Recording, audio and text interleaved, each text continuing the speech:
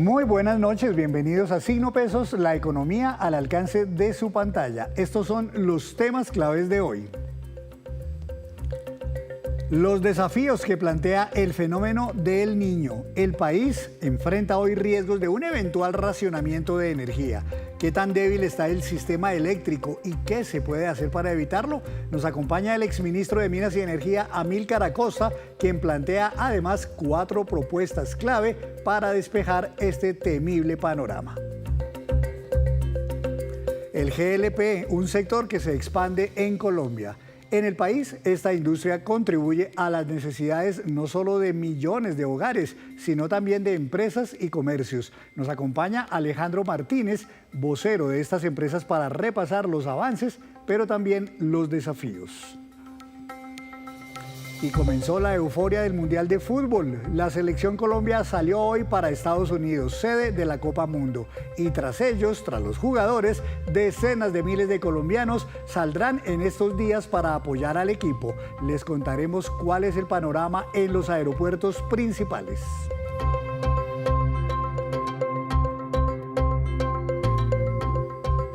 Comenzamos esta emisión de Signo Pesos hablando del fenómeno del Niño, de los retos que implica para el país, de las medidas que se hacen necesarias y, cómo no, también de las propuestas que elaboran ya los expertos en esta materia. Saludo al doctor Amílcar Acosta, ex ministro de Minas y Energía. Doctor Acosta, buenas noches, bienvenido. Muy buenas noches a ti, a toda la mesa de trabajo y a la audiencia. Doctor Amílcar Acosta, nos dicen que ya la probabilidad del fenómeno del Niño es prácticamente del 80 o 90%, está por comenzar y se esperaría los efectos más severos hacia el mes de octubre. ¿Qué tan preparado ve usted, doctor Amílcar, al sector eléctrico ante esta eventualidad? Bueno, la realidad es que el sector eléctrico no está preparado para enfrentar este que han dado en llamar el superniño, porque se espera que sea de una gran intensidad y eventualmente puede ser también de una larga duración. Y no estamos preparados porque nos sorprende con un déficit en la oferta de energía en firme del 2.7%, y en un informe reciente de XM, que es la empresa que opera y administra el Sistema Interconectado Nacional, da cuenta de que en las actuales circunstancias, en un momento de hidrología crítica que pueda sobrevenir con el fenómeno del Niño, el sistema eléctrico no está en capacidad de abastecer el 100% de la demanda, sino solamente el 90%. Es decir, que hay un descalce del 10%, lo cual nos expondría, como ya lo ha advertido el ministro de Minas y Energía, Edwin Palma, a la inminencia de un racionamiento en la prestación del servicio de energía. Pues los embalses están hoy en niveles cercanos al 69%. La idea era que estuvieran o que llegáramos pronto hacia niveles del 80%. Pero si ya está empezando o por llegar el fenómeno del Niño, ¿cree usted que sea posible llegar a esos niveles del 80% de almacenamiento de agua? Bueno, no solamente estamos ante esa situación distante todavía, como lo ha requerido XM, de llegar a un 80% del nivel agregado de los embalses para poder enfrentar el fenómeno del Niño, sino que además de ello estamos ante una circunstancia que puede dificultar aún más este manejo de esta contingencia, y tiene que ver con el abastecimiento de gas que se requiere para que el parque térmico pueda salir en respaldo de la energía que ya están dejando de generar las centrales hidroeléctricas para modo de llegar a ese 80%. Pues precisamente aquí tenemos la imagen de uno de los embalses que cobra protagonismo por estos días, pero también lo cobran las plantas térmicas, que muchas de ellas funcionan a gas, pero el gas será más costoso. Inevitablemente vamos a ver en los próximos meses posiblemente alzas de tarifas en la energía eléctrica. Indudablemente, como es bien sabido, debido al conflicto en el Medio Oriente, se han disparado los precios del petróleo y también del gas natural. Pero a esto hay que añadir la circunstancia de que el costo de generación térmica es mucho más elevado que el costo de la generación hídrica. Por esos dos motivos, entonces, vamos a tener alza en el precio de la energía en bolsa y en últimas, alzas también en las tarifas de energía al usuario final. Pero a esto se le viene a añadir un aumento también en el precio y en la tarifa del gas natural. De manera que vamos a tener alzas por partida doble en estos dos servicios que son esenciales. Con ese panorama que usted nos pinta, doctora Amílcar, que es por demás preocupante, ¿usted cree que es inminente un posible racionamiento, así sea inicialmente corto, de algunas pocas horas, este año o eso quedaría para el próximo año? Bueno, de hecho ya se han venido registrando en los últimos días cortes programados en la prestación del servicio de energía en la región Caribe, porque se viene dando un aumento inusitado de la demanda de energía debido a las olas de calor. Y esto ya se está sintiendo en el resto del país.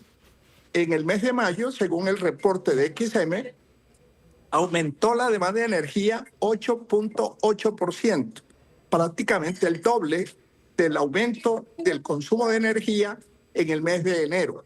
Entonces, este mayor consumo de energía por cuenta del aumento de la temperatura, pues está estresando el sistema y nos va a abocar, no tengo la menor duda, a un momento crítico que obliga desde ya a que se tomen medidas por parte del gobierno que tengan que ver con estímulos, incentivos para el ahorro de energía, para el uso eficiente de la misma y también para, de alguna manera, encontrar alternativas que permitan que pueda contarse con una tarifa horaria para desincentivar el consumo de energía en horas pico e incentivar, en cambio, que se pueda dar ese mayor consumo de energía en horas valle.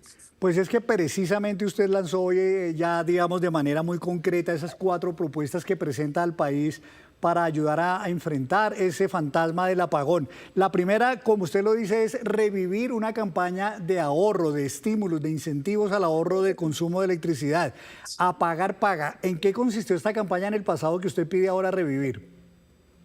Sí, esa campaña consistió en darle un incentivo a los usuarios de remunerarles en 450 pesos el kilovatio hora consumido que se ahorre y en cambio establecer un sobreprecio de ese mismo orden a aquellos que consuman energía en exceso.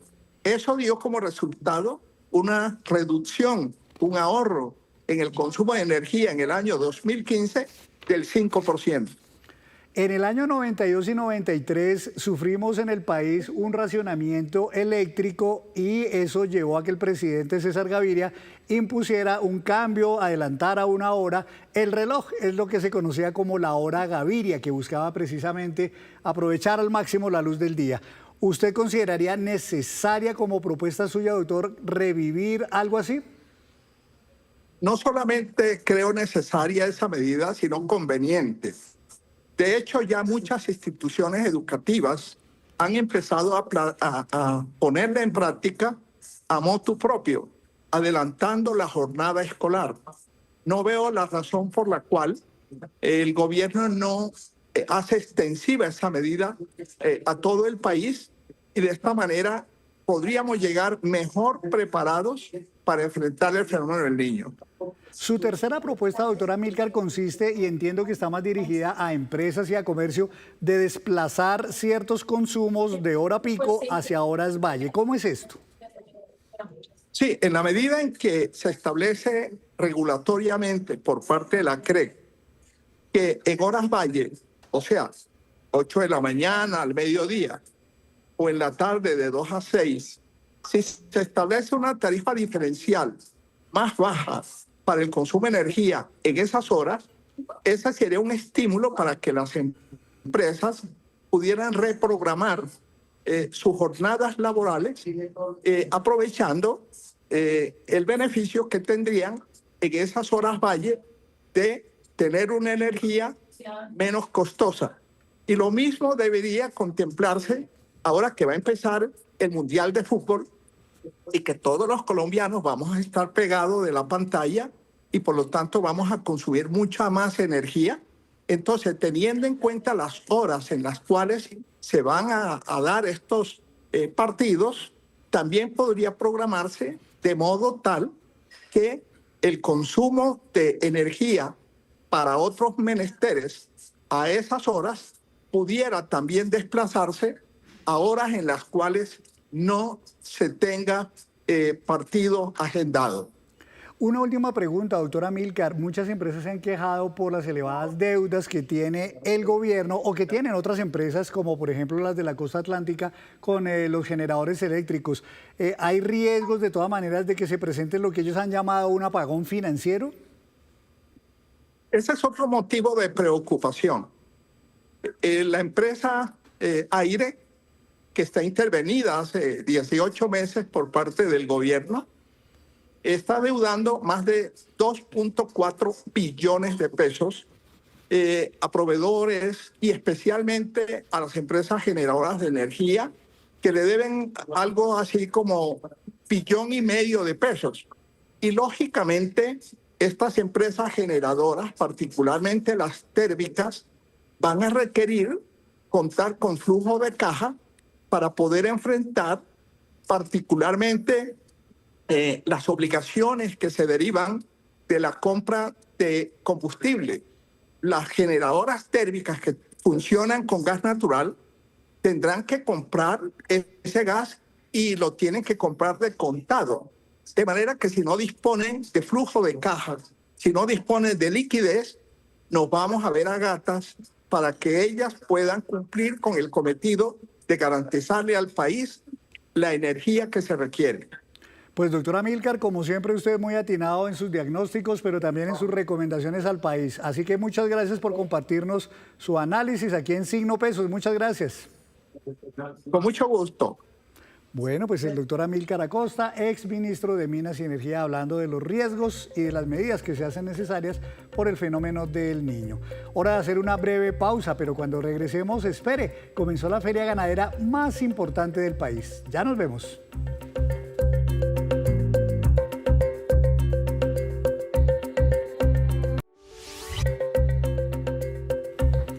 Gracias por mantenerse conectado con Signo Pesos. ¿Qué sería de cientos de miles de familias en el país si no existiera el GLP? Así de clara es la importancia de este combustible consumido especialmente en zonas alejadas o donde no llegan simplemente las redes distribuidoras del gas natural. Por eso saludo al doctor Alejandro Martínez, presidente de Gasnova, el gremio de esta industria. Doctor Martínez, buenas noches, bienvenido a Signo Pesos. Buenas noches, Henry. Muchas gracias por la invitación. En estos días se celebra el Día Mundial del GLP. Así de importante es esta fecha, que ¿cuándo es a propósito? El 7 de junio, la Asociación Mundial del GLP, con sede en París, promueve todos los años la celebración de este día y el pedido a los empresarios, a los gremios, a los tomadores de decisión, a los medios de comunicación, es que hagan conocer historias de éxito sobre este combustible tan versátil. Como usted bien lo dijo, llega a 12 millones de colombianos en el 98% del territorio nacional. 12 millones de hogares de personas en 98% del territorio nacional, y son atendidos por cuántas empresas, cuántos distribuidores, cuántas marcas, digamos, diferentes hay en Colombia de este producto. Son más de 60 compañías en una competencia muy fuerte a lo largo y ancho del país. Doctor Martínez, pues efectivamente el gas propano es muy conocido entre los colombianos, sobre todo en los hogares porque es un combustible muy importante para cocinar en millones de familias, como ya lo dijimos. Pero además, ¿qué otros usos tiene? ¿Es solamente una cosa residencial o también en otros sectores se usa mucho? Henry, tradicionalmente estamos hablando de que alrededor del 75-80% del consumo de GLP era en efecto residencial a través de cilindros. Pero ya hoy en día y de hace algunos años, eso ha ido cambiando y se ha venido aumentando la participación de los sectores industrial y comercial. Hoy en día las ventas en granel, que son las que abastecen a estos sectores, son del orden del 40% del total de las ventas y el 60% sigue siendo el sector residencial que se usa básicamente para la cocción de alimentos. ¿El consumo en Colombia ha aumentado de GLP estrictamente o se mantiene más o menos estable en los años? No, en los últimos 2 años Henry ha crecido bastante, tal vez desde finales del año 2024 realmente. Dadas los retos que ha tenido el gas natural en materia de abastecimiento, que lo ha llevado a tener que importar desde el exterior, se han subido los precios del gas natural y eso le ha mejorado la competitividad enormemente al GLP. Entonces, mucho industrial y mucho comerciante se está pasando al GLP al punto en que el año pasado esta línea de ventas de industrial y comercial creció en un 16%, que es realmente una cifra muy grande, dado que el sector usualmente crecía al 2 o el 3%. El año pasado el sector creció al 7,6% y el sector industrial y comercial lo jalonó básicamente con el 16-17%. Pero este año, Henry, esa tendencia sigue, porque de enero a abril el crecimiento del sector industrial y comercial supera el 43% con respecto al mismo periodo del año pasado.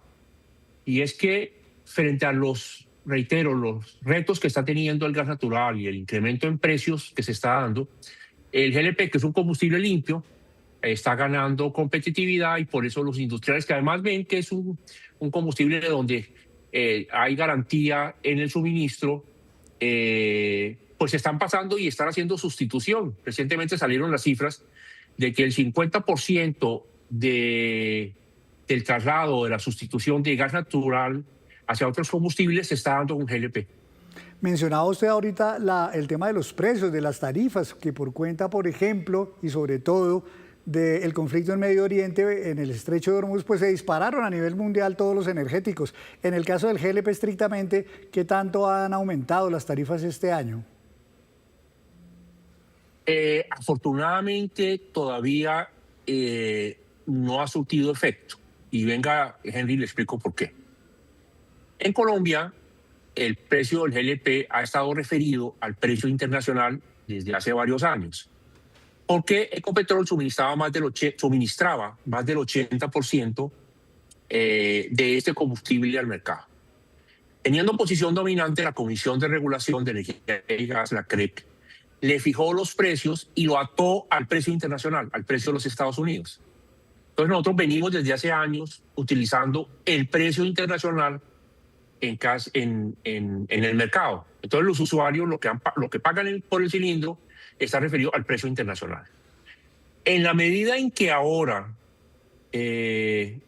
ha bajado la oferta de GLP, como ha bajado la oferta de gas natural, porque Cusiana y Cupiagua están declinando, porque los campos en general de gas natural están declinando, se han venido aumentando las importaciones de GLP al igual que las de gas natural, pero con una diferencia, que es que el precio del gas natural importado es 3 veces el valor, el costo del precio al que venía acostumbrado el mercado colombiano de gas natural. En GLP no pasa eso, porque como en GLP ya veníamos desde hace años con nuestro precio atado al precio internacional, el hecho de tener que importar sí genera un sobrecosto en términos del costo de transporte de los Estados Unidos acá, pero en alguna medida es marginal, no es tan grande como en gas natural. En gas natural hemos visto incrementos de 3 o 4 veces el precio, mientras que en GLP es apenas un sobrecosto. Eso nos ha mejorado en términos de competitividad de precios. Doctor Martínez, estamos en plena campaña electoral de cara ya a la segunda vuelta. En un par de semanas, 3 semanas máximo, vamos a saber ya quién es el presidente de la República. ¿Cuáles son los retos, los desafíos que en esta materia, en este sector, en esta industria del GLP van a enfrentar o va a enfrentar el nuevo gobierno? Es muy importante que el nuevo gobierno haga un reconocimiento expreso, claro, firme, de que el GLP como combustible limpio debe ocupar un puesto importante en la canasta energética del país. Y como tal, expedir las regulaciones, tomar las medidas, los incentivos para que este combustible se masifique. Hay diferentes usos del GLP. Hemos hablado del sector industrial y comercial, hemos hablado del sector residencial, pero lo hay también en el sector de movilidad, con el auto GLP y el Nauti GLP. También en materia de generación eléctrica. Entonces, digamos que hay mucho potencial de uso del GLP, tratándose de un combustible limpio en la transición energética. Pues, doctor Martínez, muchas gracias por compartirnos las cifras del sector, los desafíos que tienen, los avances que ha habido en esta materia en el país y bueno, que tengan una muy buena celebración entonces del Día Mundial del GLP el próximo 7 de junio. Muchas gracias, Henry. Muchas gracias, muy amable. Gracias a usted, doctor Martínez. Cambiamos de tema porque la Selección Colombia partió hoy hacia el sueño de la Copa Mundo y este mundial también significará un aumento notable en la movilización de viajeros hacia México, Estados Unidos y Canadá. Se espera que más de 90.000 colombianos viajen a esos 3 países para apoyar a nuestra selección. Muchos ya tienen sus maletas listas y la ilusión de vivir la fiesta del fútbol. Por este punto de migración del Aeropuerto Internacional El Dorado pasarán cerca de 42.000 viajeros con rumbo a la Copa Mundial FIFA 2026, un sueño hecho realidad para los hinchas de la tricolor. Ya compré el tiquete y tengo hechas unas reservaciones para conocer algunos lugares en la ciudad. Me gustaría saber cuál es la experiencia que se vive no solamente dentro de los estadios, sino por fuera de ella. El Aeropuerto Internacional El Dorado concentrará el 55% de los viajeros, con picos que podrán alcanzar los 46.000 pasajeros diarios en las jornadas de mayor demanda. El Aeropuerto Internacional José María Córdoba de Medellín despachará hasta 15.000 pasajeros diarios hacia Estados Unidos, México y Canadá, los 3 países sede de la Copa del Mundo, mientras que por el aeropuerto de Cartagena Rafael Núñez se movilizarán 5.400 viajeros diarios.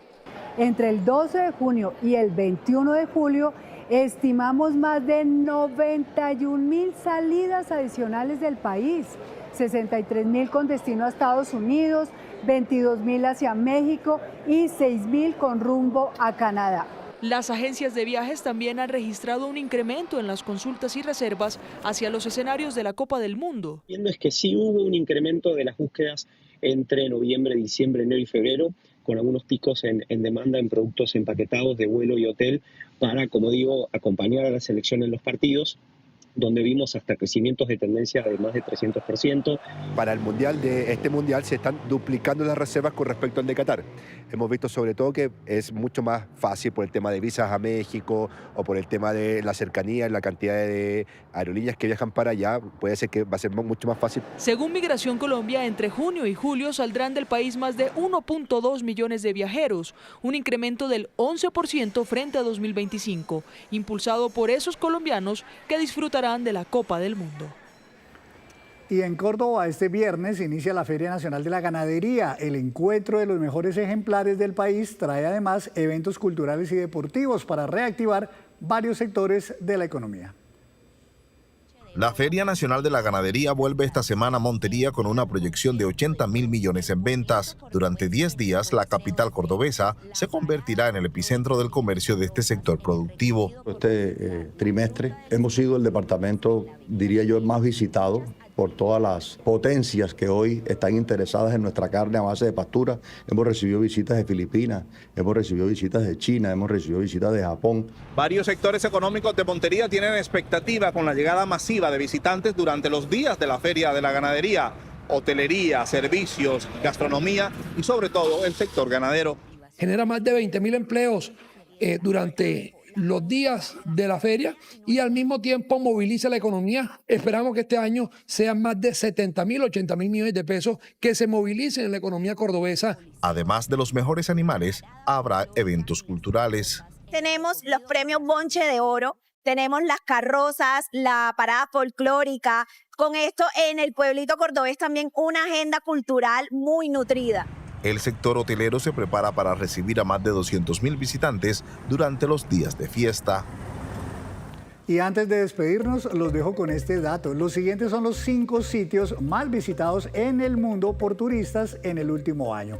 Disney World, 52 millones de visitantes en 12 meses. Las Vegas Strip, 40 millones. Times Square en Nueva York, 39 millones. Central Park, también en Nueva York, 37.5 millones. Y Union Station en Washington, 32.8 millones de visitantes. Y así terminamos por hoy. Los esperamos mañana con una nueva emisión y toda la información económica que usted necesita saber. Esto es Signo Pesos, la economía al alcance de su pantalla. Feliz noche para todos.